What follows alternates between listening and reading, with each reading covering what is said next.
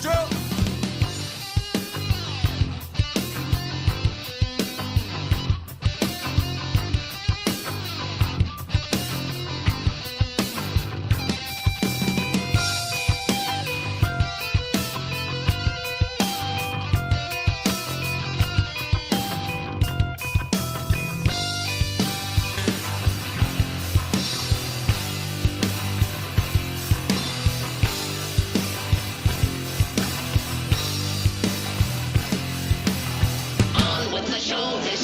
Freedom is very fragile. It's more fragile when we don't know the truth.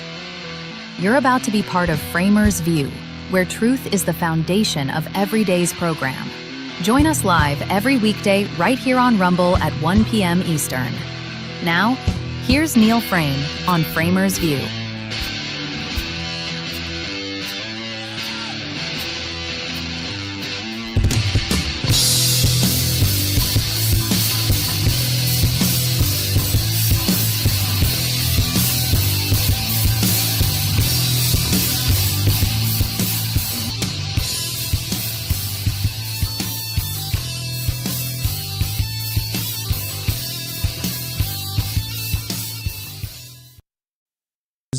What's happening with the Republican Party and the Democrat Party.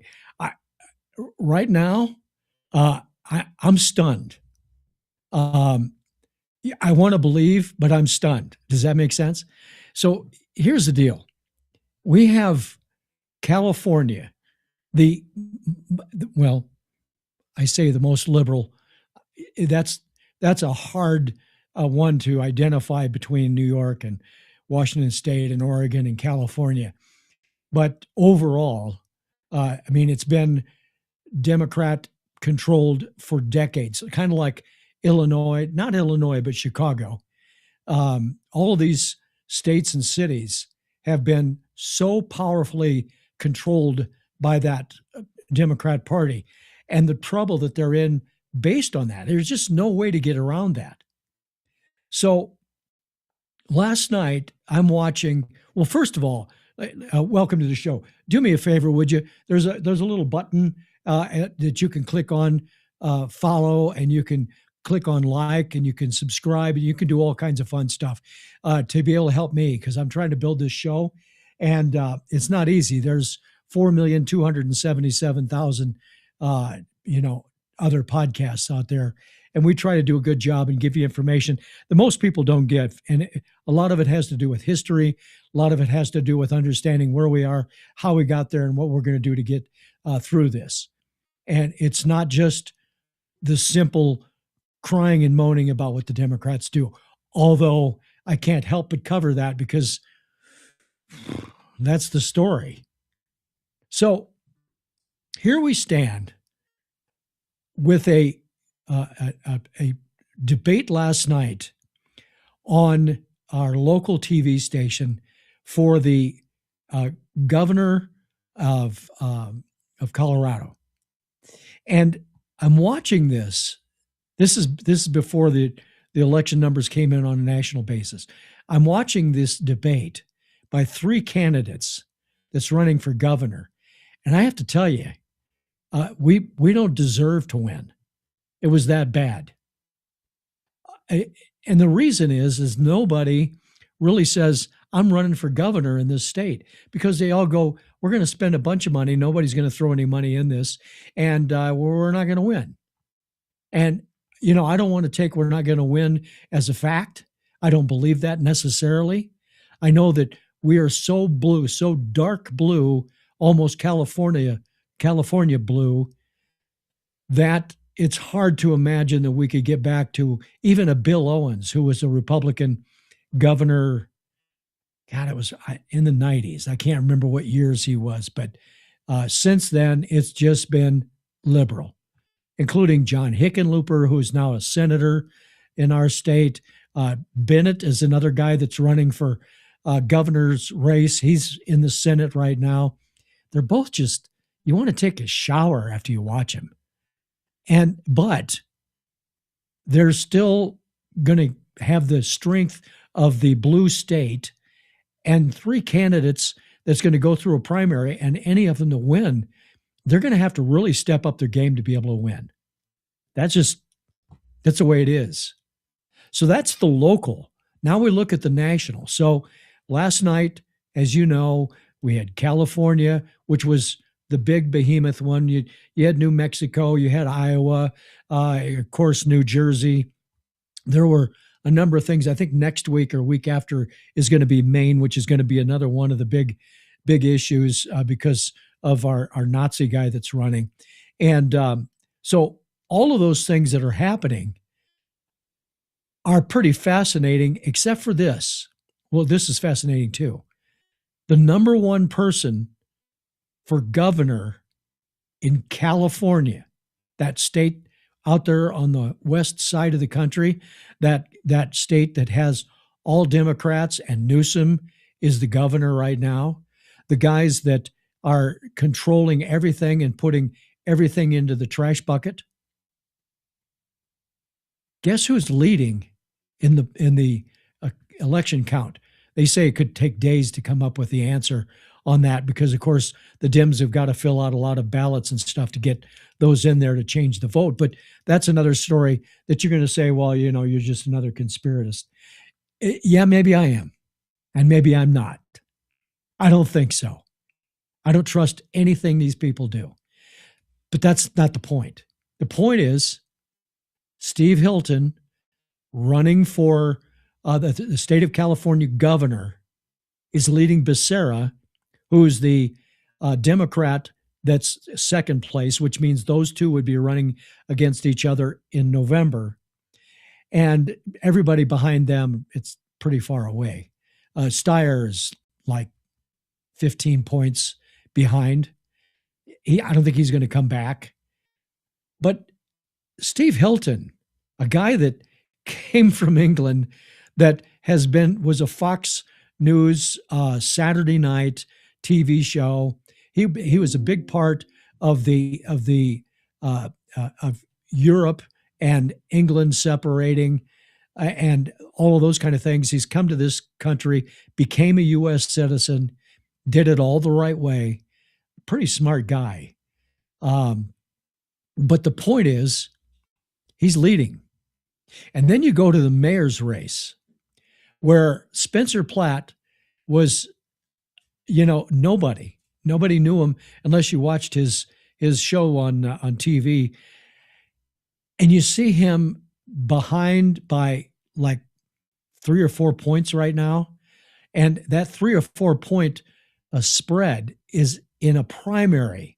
It's not the final vote. And Pratt has got a lot of time to be able to develop himself as far as recognition in the state before we get to November. And they're gonna cut him. They're gonna rip on him. I tried to communicate a note to them to remind them when they're talking about he has no experience, knows nothing, that he might point out that same thing was claimed, that no political background, no job, he was just a movie star, blah blah blah, Ronald Reagan. And gee whiz, he became a president that turned America around when we were at 18 and 20% inflation. And we had 15 to 18% mortgage rates.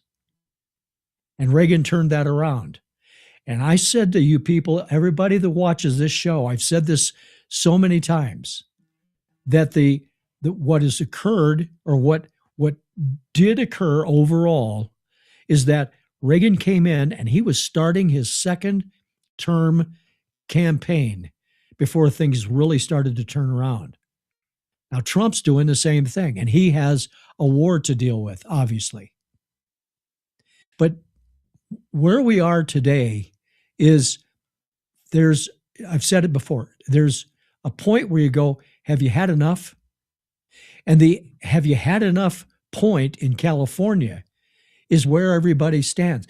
Okay, there's a bunch of lunatics that don't have a problem with people sleeping in the street, needles on the ground, the drug issues that are going on, the murders that are going on. It's like Illinois, the murders that are going on. All of those things, some people and most people would say, that's just insane. But there's a lot of people that just don't care, or they're on the dole.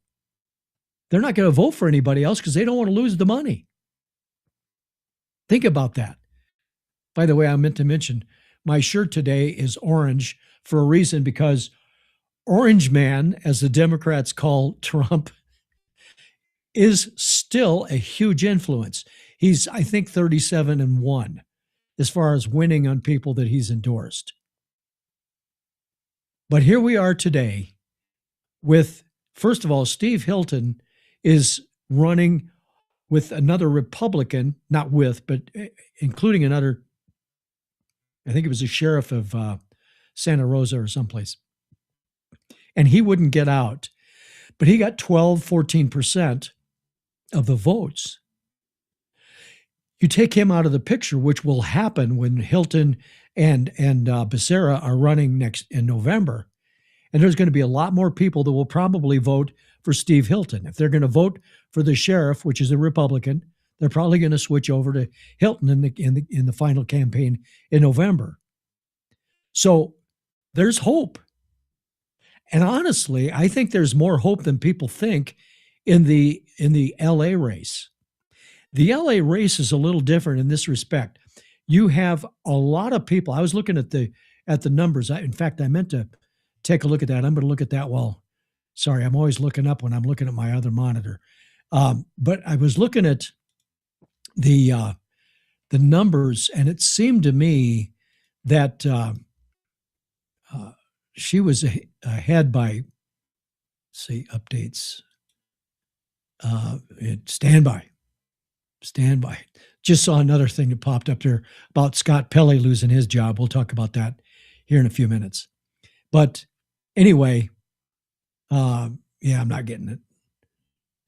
Anyway, long story short, there's a group of people that are going to be able to vote in a different way when we get to the election in the mayor race for California, because there'll be more people aware. People don't watch the news anymore. People don't do anything. All the people that are really voting right now are just I'm going to pull this lever, and they're not paying attention. When you get into a debate with Spencer Platt and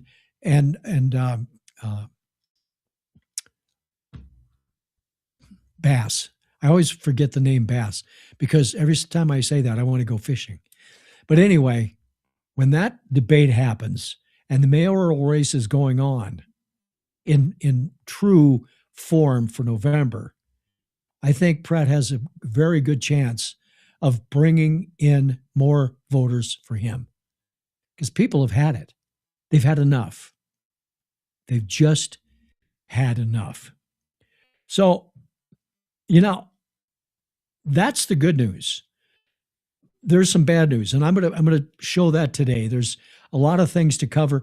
I want to get into some not history, but what really makes our elections work. And the real fact is that with all of the things that you consider, all of the people that run for office and on the national basis now, all of that occurs in a very different way for federal as opposed to state, because you've got the Electoral College. And there's a reason for that. We're going to cover that today, along with some things with AI, along with other things that some people have said and people are doing that's really pretty fascinating. So today we could be a little joyous that at least some people were willing to vote for the people that could make a difference. Hilton and Spencer Platt, the two guys in California, that's a big deal. That's a big deal.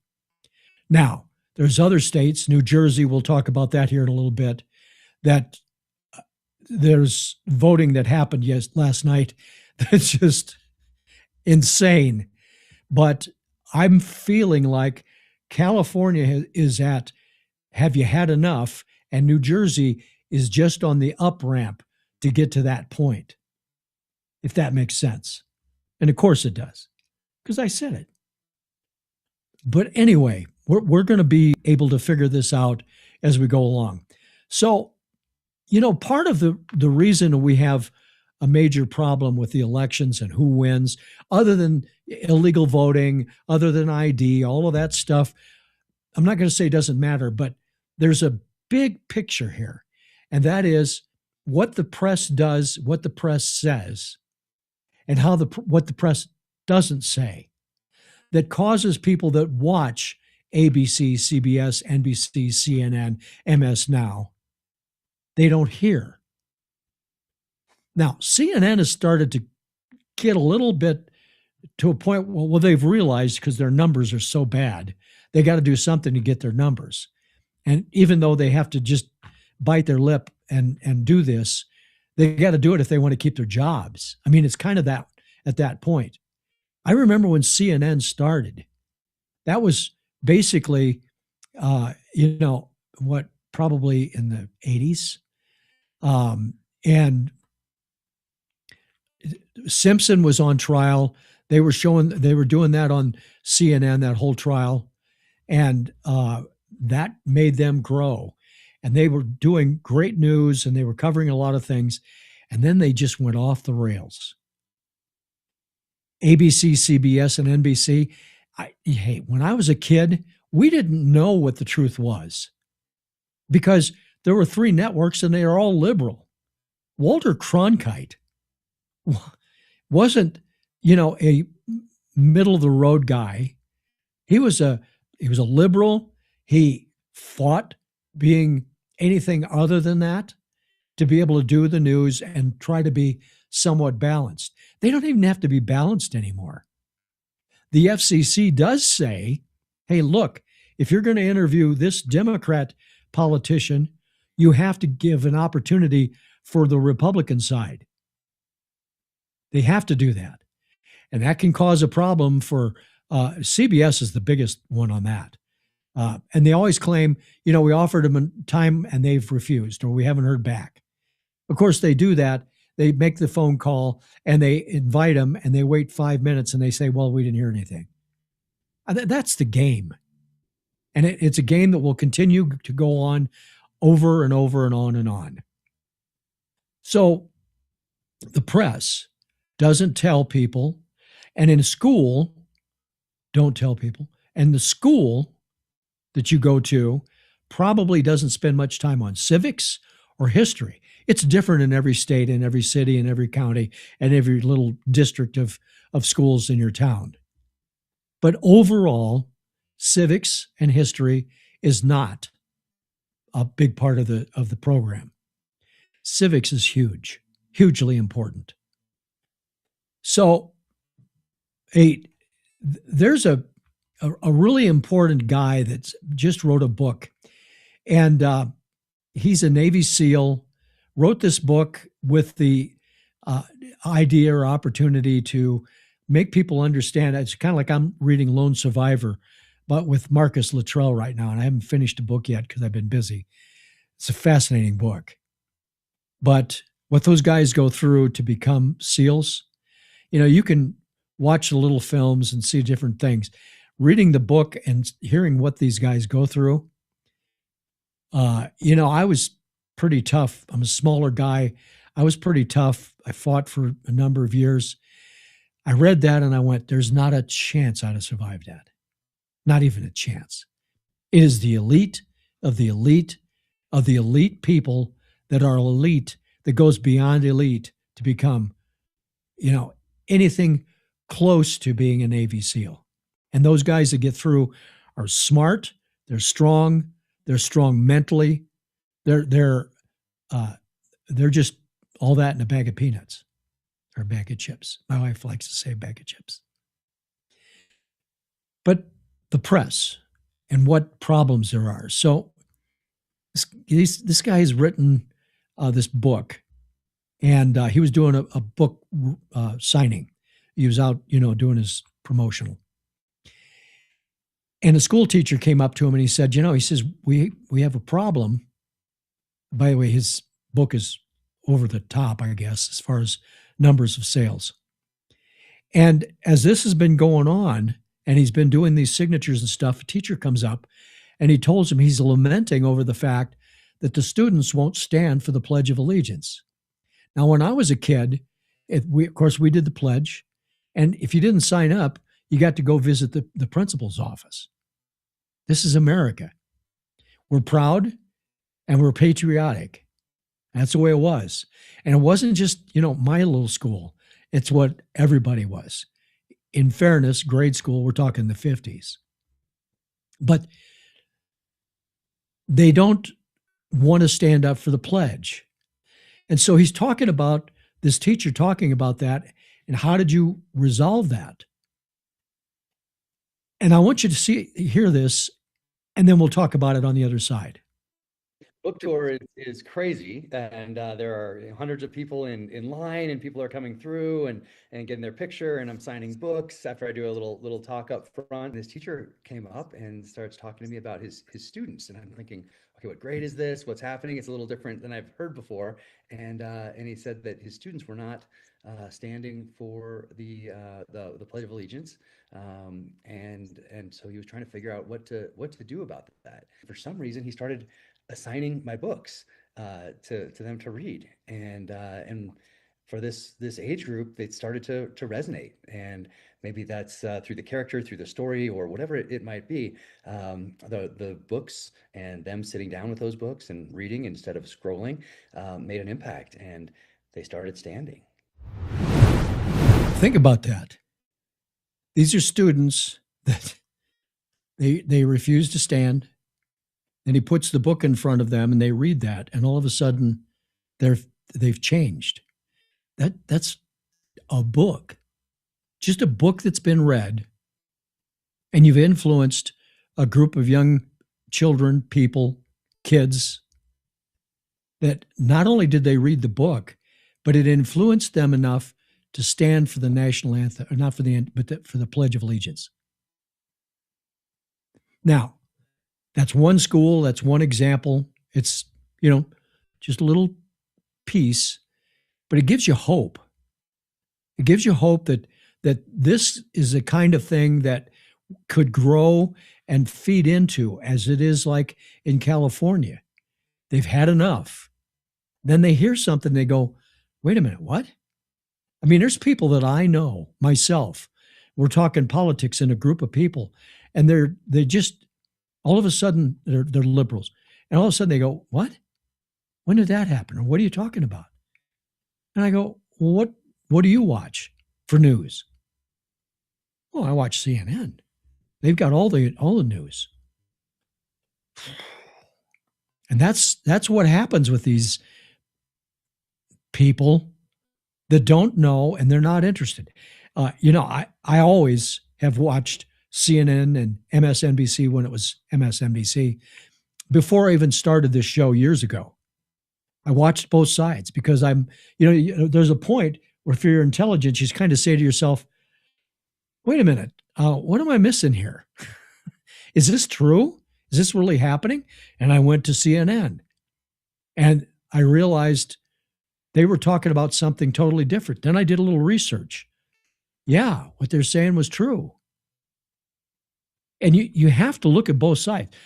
Neil Frame on the FramersView is all we're doing is telling you what's happening after research, trying to help you from having to spend hours and hours and hours to get the truth. But the truth is that what we're telling you is everything that I can get you for information. And if I don't have something to prove that that's true, I just don't even do the story. There's no need to. It's like the story we just showed. It's a video. The guy's talking about it. He wouldn't make those comments. I guarantee you the teachers that were in that school, if he was lying about it, would be screaming holy hell about it. It's a fact. And his book sales are through the roof. So you say to yourself, that's good. That's really good. Now, Democrats, watching California is one thing. Watching Colorado is another. And I watched the local news with Colorado, with the two people that are running for governor on the Democrat side. All they do is talk about We're going to get Trump. We're going to sue Trump. We're going to take Trump down. We're going to stop Trump. Well, what are you going to do other than that? We're going to take Trump down. Well, you know what? Oh, and then they claim because Peters, I can't remember her first name, she was just released from jail, from prison, the one that was trying to get the truth about how the election went in 2020. Everybody knows all she was doing is trying to get the truth, and she went to prison. But she got out, and they're having, first of all, they're having a coronary over that she got out.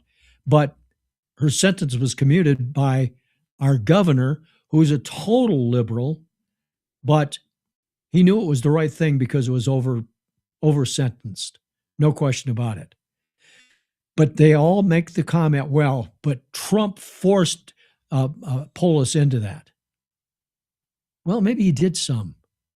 Maybe he stopped a few things that they could have gotten because he said, this is BS. It's somebody that stands up. And it goes on and on like that until all of a sudden people go, I guess we can't just keep throwing BS at people and expecting them to accept it. You get tired of that, to be landing on your shoes.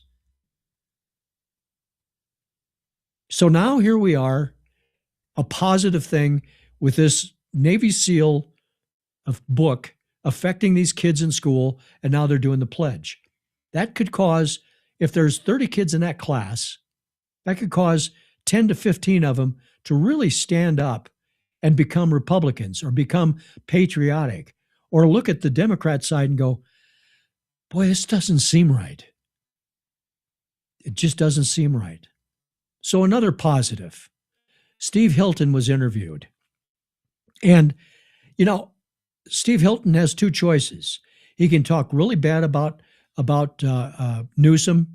He can talk really bad about all of the other candidates. He talked positively. Well, watch this, and you'll see exactly what I mean. Steve, a lot of votes still to be counted, but it looks like you got one of the 2 tickets to November. How'd you do it?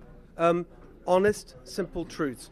Everything's too expensive in California. We're going to cut people's costs. Your first $100,000 tax-free, cap vehicle registration, stop the $800 small business tax, all these simple things. That's what it's all been about. Traveling the state, working incredibly hard, meeting people, and learning what needs to change and offering a simple, positive, practical plan. That's all it is. I've worked so hard to get to this point because we've got an amazing team, and it's incredibly important, I think, that we have an option for change in California because everyone can see we're going in the wrong direction. That's why it meant so much that it really does look as if we're in that top 2, so we can offer Californians a new direction in November. 56% of Californians think the state's going in the wrong direction. And so now it looks as if we really can say, in the words that are behind me, change is coming to California. That is now a real possibility, thanks to what looks like to be a very encouraging result tonight. But if you add up Javier Becerra's votes plus all the other Democrats, he's over 50%. So how do you win in November in a state that's gone for Democrats for 20 years? Positive, practical change.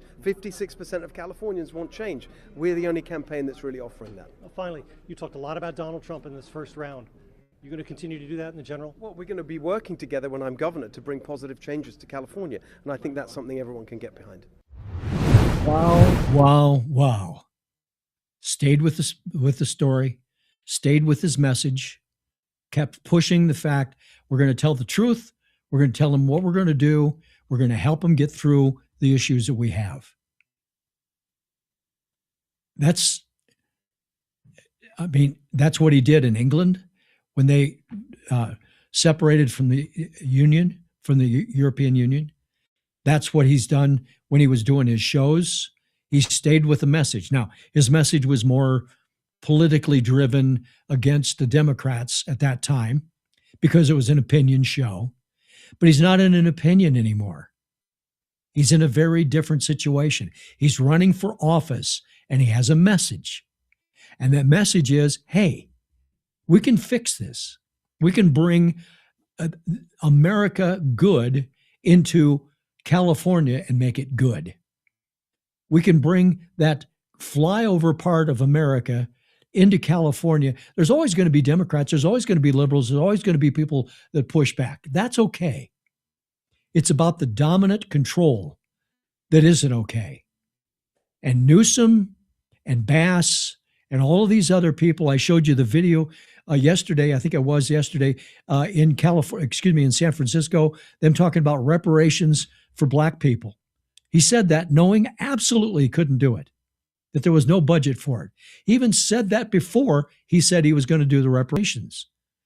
It's all signaling. Everything is virtue, virtue, virtue. And Steve Hilton won't play the game. He's not going to say all the bad things about Becerra. Will he eventually have to lay those out? Yes. Is he going to point out the fact that Becerra did nothing in the Biden administration when he was I think he was HSS? He didn't do anything. He was the same as Kamala Harris with the border. Nothing. Talked, and did nothing. He didn't even talk much. He wasn't effective, and now he wants to run for office. So we'll see what happens. So those are good things. You've got the situation where Hilton is talking positively. Spencer Pratt is talking positively. He's actually going to be in the November election as it looks right now. That's a big deal. That's pretty fascinating, actually, that that's even happening. But the fact that it's happening is a little bit overrun by what will happen between, June 3rd and November when the election happens. We've got 5 months. I think it's 5 months as of today as far as date goes. I think it's November 5th. I'd have to look at that. Point is, we now have to keep pushing as Republican Party in all states where every election is, and tell the story of what you're going to do and give positive support for the party and for yourself. And for Steve Hilton to not say, well, no, Trump is federal and we're just talking about, he said, yeah, we're going to work together. We're going to work together to solve our illegal alien problem, our homeless problems. We're going for the violence that's occurring. Wouldn't that be a great thing? I used to live in Chicago, one of the great cities in the country. Dangerous city now. Wouldn't it be wonderful if Johnson and Pritzker would work together with Trump to fix Illinois and Chicago? But they're not going to do that. But you get a Steve Hilton in California, and at least you have a chance. And I think Hilton will be way more of a Republican than Arnold Schwarzenegger was. He wasn't a Republican. He ran to be something different. I think Hilton most likely will be a true Republican that fits within the California process. And I say process because it's a very different state overall. Till you get to the north, you get north of San Francisco and things start changing a little bit. Somewhat. Maybe not totally. But that's what is happening. So that's the good news. Now we talk about the Democrat side and where they're thinking. And I don't want to get into the election stuff because all of the stuff that's being said right now is just because they're not getting it. They're just trying to, Bass is trying to make herself look like, hey, we did good and we're going to be all right. That's not what the Democrat Party is overall. Overall, the Democrat Party is trying to figure out how can they make this process of winning in 26 and 28 work. 28's a big deal for them. It's a big deal for you and me because if they win, God save us. So Debbie Wasserman Schultz, what a piece of work she is. She's from Florida. This looks like a woman that just got out of the washing machine. But they're asking her, this is on CNN, they're asking her, what are you guys going to do differently to be able to win 26 and 28? And how are you going to stop talking about all of the just Trump, and talk with your story? Are you going to make a change, basically, is what they're saying. Watch this. It's a little bit long, but it's worthy of seeing this. This is from CNN, Debbie Wasserman Schultz. Democrats will lose in 28 unless they change course now. And it includes kind of a laundry list of things that he thinks Democrats need to do to win and have a sustained win. Have an actual plan to bring down costs, not just running against the other guy. What the other guy hasn't done is one of them.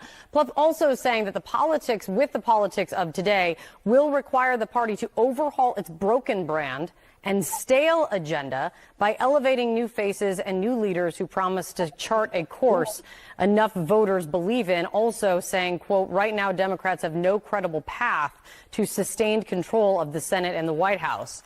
Do you agree with him? No. That's perfect. Do you agree? No. Now listen to what she says from this point on. First of all, just saying no. And like I said, she just got out of the washing machine, she looks like. But that's another story in itself.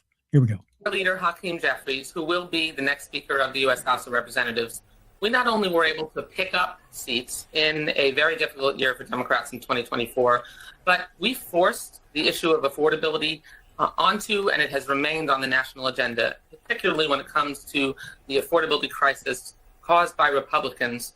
And we ensured that as they sent us over a cliff, we fought our way through to pushing legislation to the floor that was backed by Republicans to expand the enhanced tax credits to ensure we can bring down healthcare costs and prevent the Republican cost crisis. We need the Senate to go along with us now. We've had success all last year in special election after special election, and we will continue to come together around an affordability agenda because people's kitchen table costs are what matters, and that's what Democrats across the country. Take a look at the news person. The look on her face is, you're throwing BS at the wall. Nobody's buying this. Are singularly focused on. Man, that's first of all, Hakeem Jeffries will be the Speaker of the House of the United States Congress, blah, blah, blah, blah, blah, blah. God save us if he is. But more importantly, we're not making any changes. That's what she's saying. But she's not really in control. AOC's in control. She is the spokesperson of the Democrat Party. I don't care what anybody says. You just look at whenever she's out there talking to people, her news stories are all over the news. Always. She talks nonsense and nobody says, wait a minute, what? They just don't. So her saying that is pretty crazy. But not only is it crazy, but it makes you wonder, how did we get candidates like this? And we're going to talk about that here in a little bit. How we got those candidates are the election, and how people vote and how people don't vote at all, and where we stand with Electoral College and how that works and how they want to get rid of that. But we'll get into that.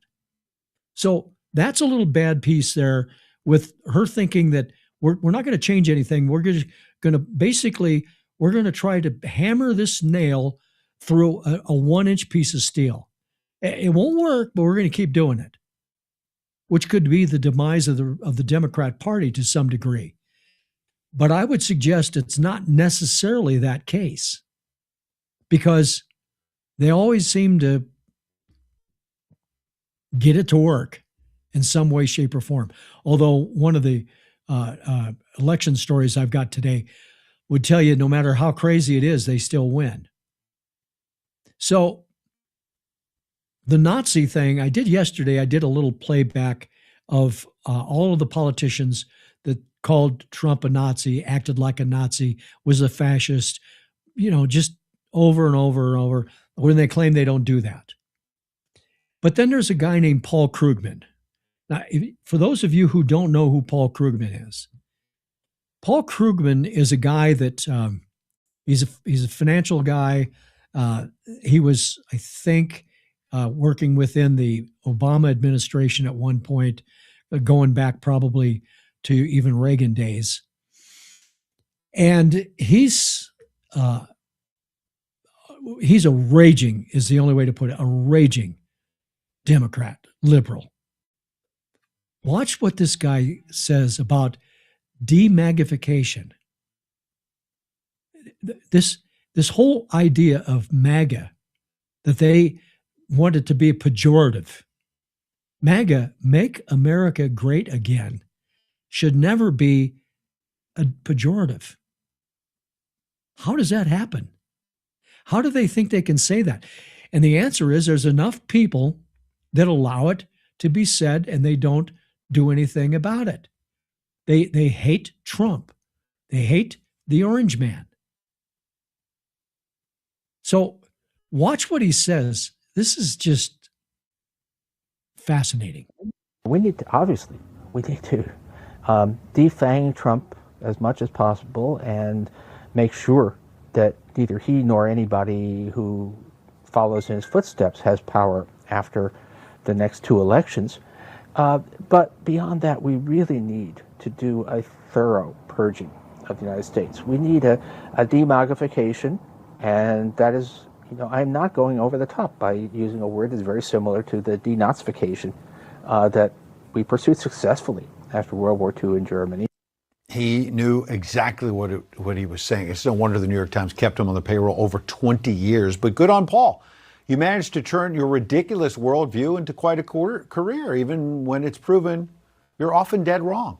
Back in 1998, Krugman offered his most infamous opinion, saying in part, by 2005 or so, it will become clear that the internet's impact on the economy has been no greater than the fax machine. I guess they give Nobel Prizes to just about anybody. And Paul Krugman also said, when Trump went in 2016, was inaugurated in 2017, that the economy was going to go in the tank. It was over. It's done. Oh, really? How'd that work out for you? And the answer is he was wrong, big time wrong. Our stock market is up. We're over 50,000 when they said that's never going to happen for years. Even with the war going on, even with gas prices what they are, even with all of the things that are happening because we have this conflict. And, all the people that say it's an unnecessary war, well, an unnecessary war would be a nuclear explosion that occurs in Europe or possibly on the east coast of America because Iran has a nuclear weapon and the missile to send it. If you hate him so much that you won't accept the fact that we're trying to make it safe for Europe and America by doing this, I don't know how to help you. But Krugman, this denunciation that he talked about, this is a guy, Nazi and Hitler. He killed millions of Jews.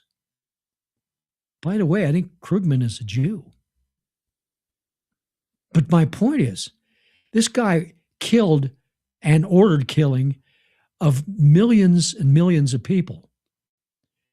I would suggest that you need to show me where Trump ordered to have somebody killed between 2017 and 2021 when Biden took over, or since he became president again here in 25, January of 25.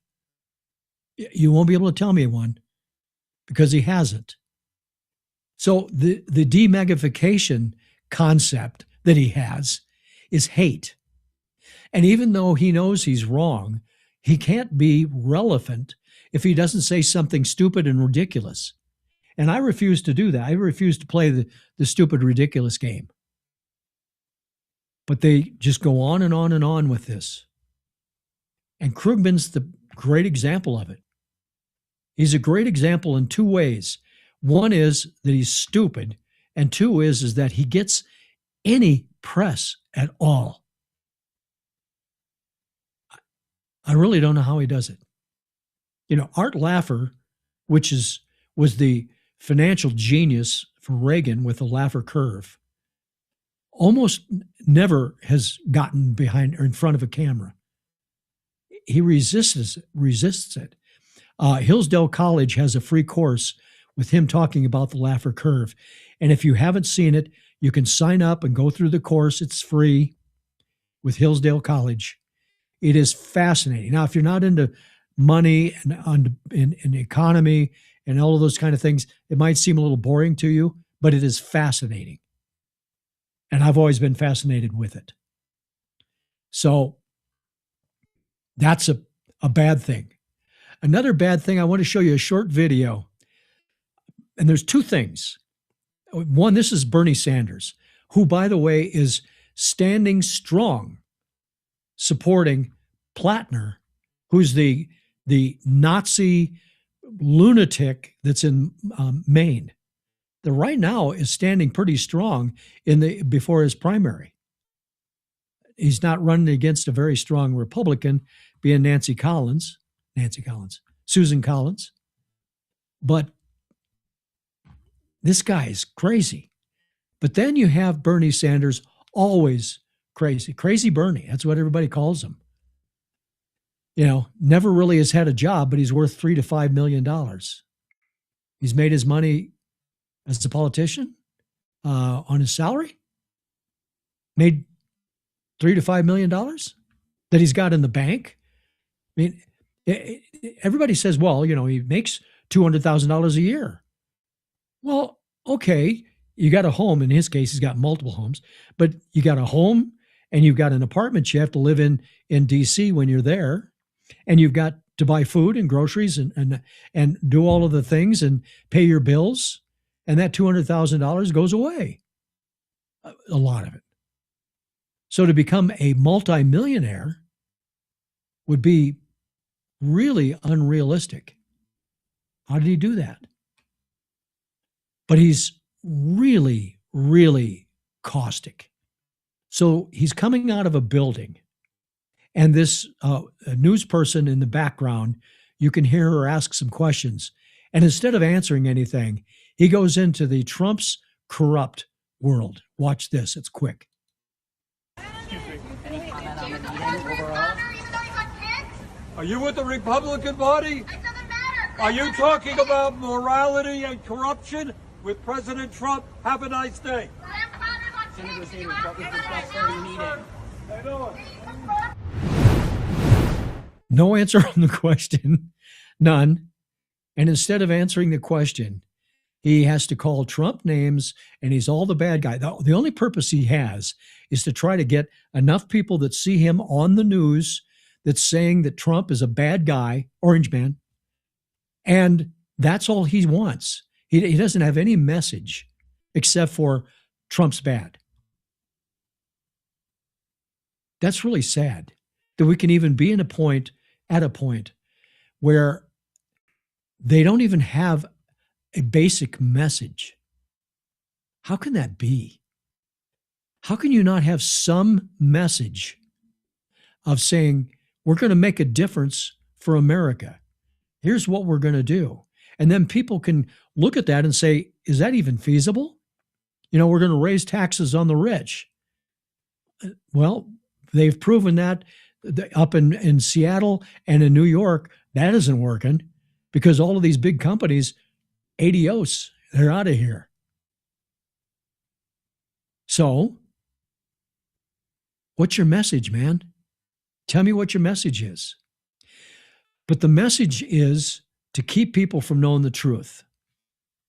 So, this little story got my attention. Remember, I mentioned New Jersey had a primary, and the person that won in the primary, it is just crazy that this happened. Look at this. AOC-backed Democrat, AOC, mentioned before, backed Democrat with past ties to Al-Qaeda-linked group wins the New Jersey House primary. A pro-Palestinian plastic surgeon in New Jersey who testified as a witness in a major terrorism case and on behalf of a convicted Islamic cleric one election in the New Jersey primary. Yeah, I know, I said that.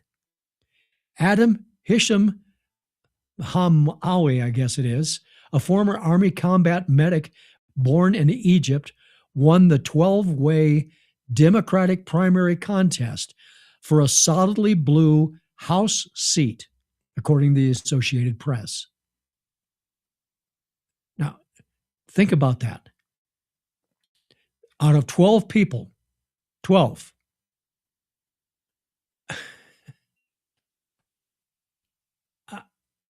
I don't know, 12 people, can they possibly be so crazy in that state that a Islamic, Palestinian supporting, Hamas loving candidate would beat 11 other people in the Democrat Party? How bad were the other ones? Or are they that crazy and stupid? That would probably be one of the big questions. How can that possibly be? And the answer somewhat is that the news and the press, they probably didn't even know that this guy testified in 1998 against the Islamic terrorists that did the Twin Towers in 90, did I say 98, 93 or 98? They did that. And he testified, and it ended up, his testifying actually helped the prosecution in that case because he couldn't even lie his way out of that. So where are we, and where do we go from here? Well, I got a little answer before we go to what we're talking about with the whole electoral college and voting and who's what and what's then. So we've got coming up soon at a theater drive-in near you, we've got the 250 celebration in Washington, D.C. The reflective pond, all of the water features, they've all been cleaned up. The people are blown away by how beautiful it is in D.C. and how that success has happened. And there's Democrats that are even saying, I don't know how Trump does it. He gets things done, man. He says, I'm going to do it, and he does it. And it's impressive. Very impressive. So here's the story, and we'll talk about this. So an Obama judge clears left-wing group to fly ominous flag aimed at Trump on his own turf. An Obama-appointed federal judge temporarily blocked the National Park Service from removing an anti-Trump 8647 flag or banner near the National Mall, delivering a win to the progressive activist group and drawing sharp pushback from President Donald Trump's Department of Interior. Now, the opinion is from an Obama-appointed judge, in what world would we have lost all decency to demand that any threat against the president be taken very seriously, said a DOI spokesperson to Fox News. While the department shall and does comply with the court's orders, this type of behavior should not be tolerated. Progressive Group Accountability Now, USA, flew the flag near the National Mall, alleging that the National Park Service violated their First Amendment rights by threatening to revoke their permit. And here's what they put up, 8647. It's bad enough. It's bad enough that we have this going on with these kind of people, with just an unbelievably stupid sign.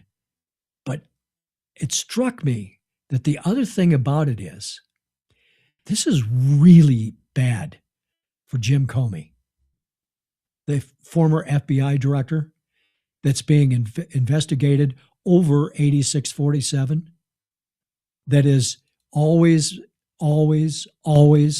in a spot of looking at things and saying, no, I didn't know anything about 8647.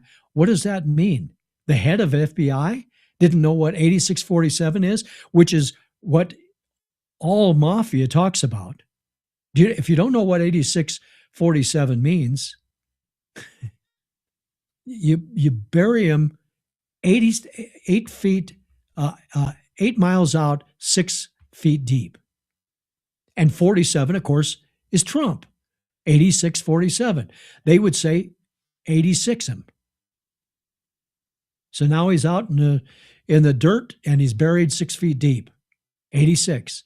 They add the 47 to get their point across. Man, ladies and germs, I don't get it. I don't get it how this constant hate can continue, but it does. It does every day, all day long. So, as I come to the end of this show today, there's one other thing I want to share with you, and you probably heard a little bit of the story, but to put it out there because a lot of people haven't heard because it just doesn't get out there. So part of the whole 250 celebration, of course, they've got the fight coming up here in a week or so on Trump's birthday, and they've got the fight in the yard, and they've put up all of the stuff at the White House already. But the other thing is that they've got this part of the celebration for 250 is a music celebration. And you do this whenever there's, a 4th of July thing. And, they have music. Usually it's not big names that are in it. They don't expect that. And they come and they play music and they do all of that.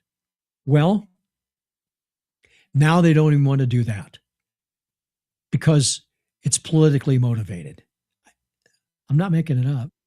Or Martina McBride, who doesn't want to get political, unless, of course, it's for Barack Obama. Please welcome CMA's 4-time Female Vocalist of the Year, Martina McBride.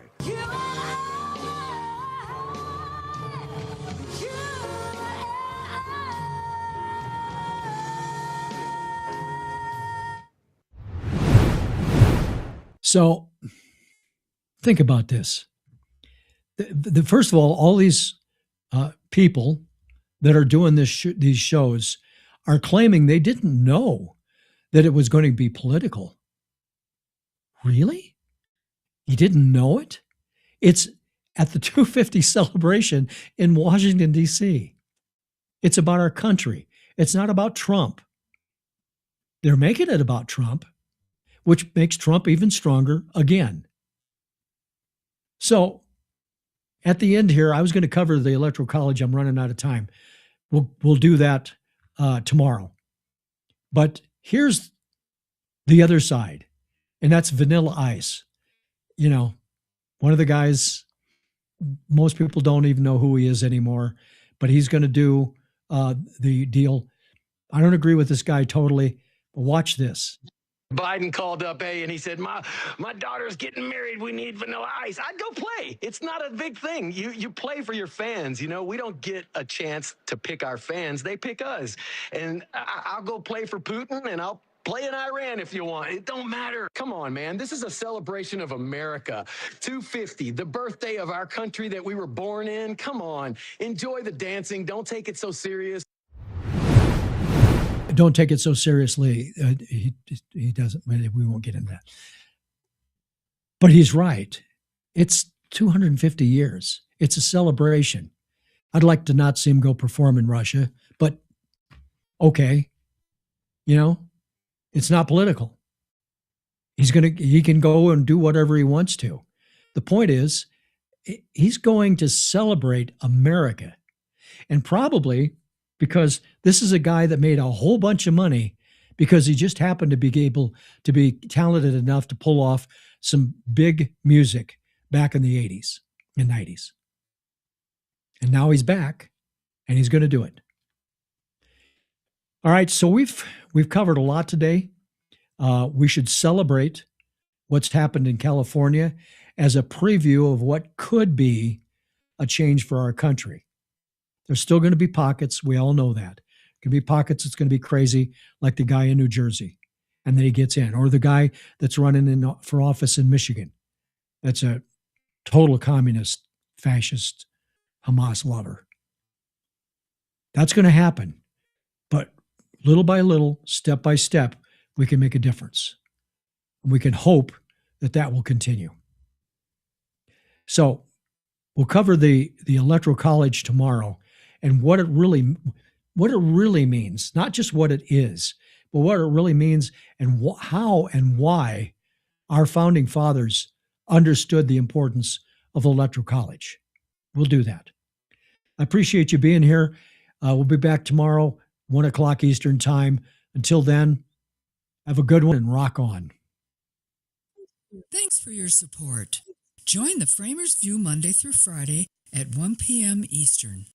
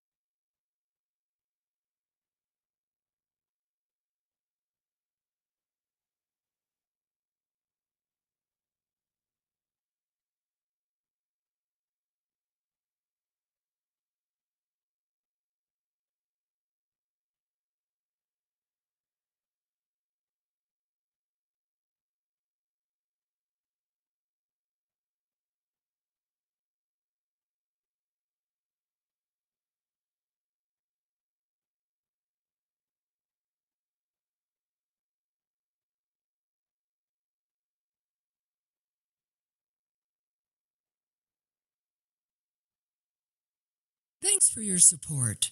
Join the Framers View Monday through Friday at 1 p.m. Eastern.